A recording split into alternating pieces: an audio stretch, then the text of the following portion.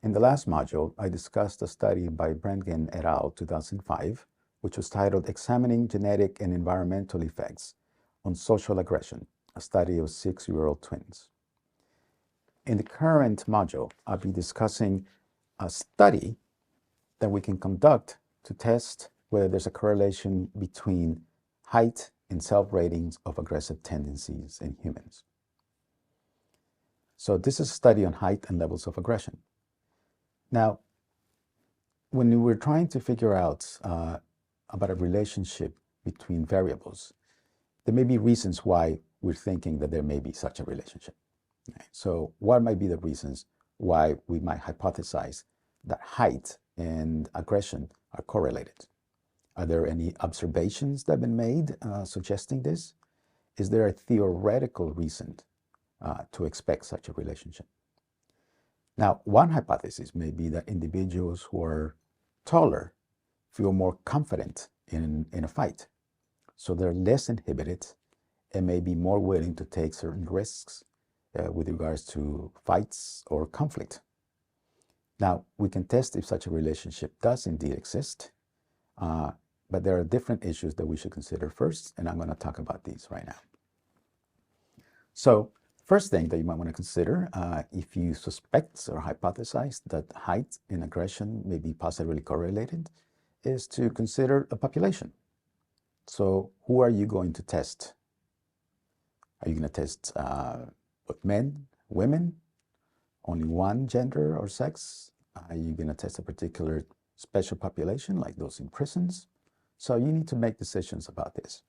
Now, in this case, we'll go ahead and propose to test both men and women.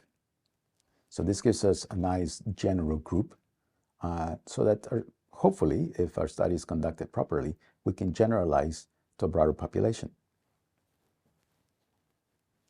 Now, we also might want to consider measuring other variables like socioeconomic status, race, ethnicity, levels of education, and of course age, just in case these are also of interest.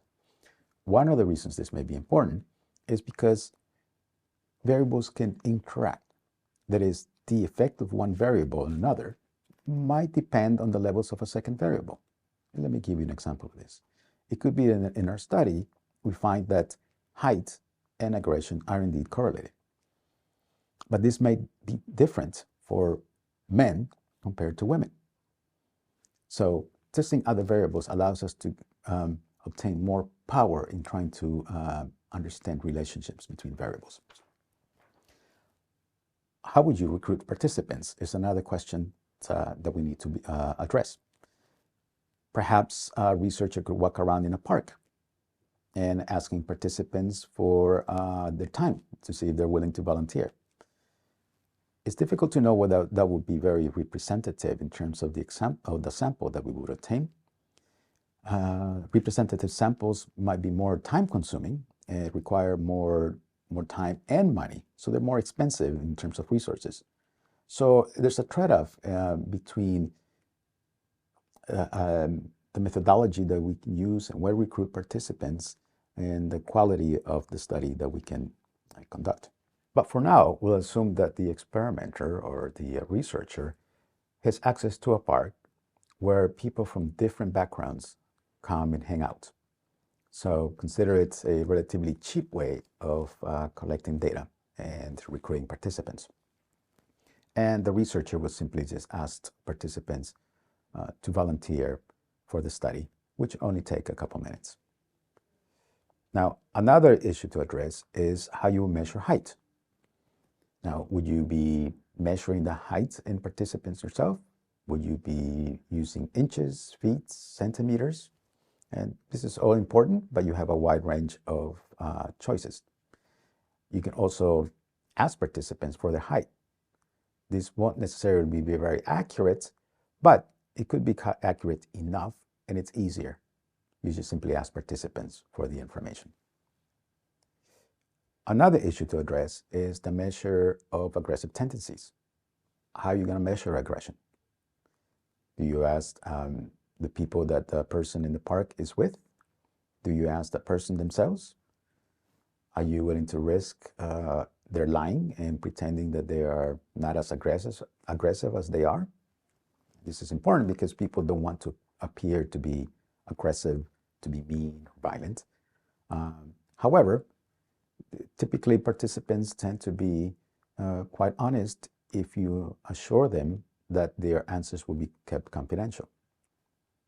We might go with self-reported aggression, simply asking participants to rate the degree to which they behave aggressively. So again, this is just a cheaper, more efficient way of collecting the data.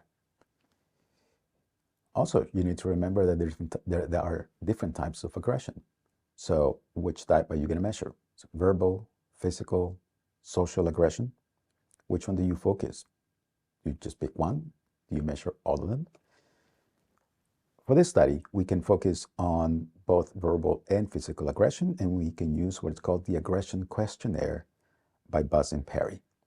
And this is a very widely used measure, and it will allow you to measure levels of physical aggression in participants, but also verbal aggression when they talk in a mean, insulting manner to other people. So I believe that would be a choice that's good enough for our purposes. So once you ask participants all the questions about their height, their aggressive tendencies, then we want to record the data and enter it into software to analyze it.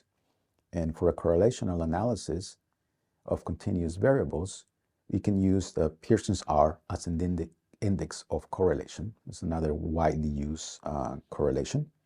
Now, a positive correlation between height and aggression would mean that as height increases, so do aggression levels. And we can examine both verbal and physical aggression. We can examine them separately and compare them, or we can create what's called a composite.